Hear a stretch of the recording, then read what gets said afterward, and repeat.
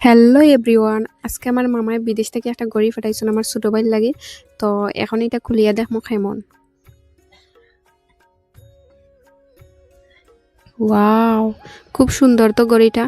আর এই ঘড়িটা আমার ছোট ভাইয়ের খুব ভালো লাগছে, খুব বেশি পছন্দ হয়েছে। তারপর একটা ফোন পাঠাইছেন আমার বাবার লাগে, নোকিয়া ফোন। ও দেখকা, তো এইটা ফোন বেশি অংশে আমার বাবাই ব্যবহার করেন। আর আমার বাবার লাগে খুব সুবিধা হয়, ওটার লাগে আমার মামায় পাঠাইছেন। আর এটার লগে একটা ব্যাটারি আছে, তারপর চার্জার আছে।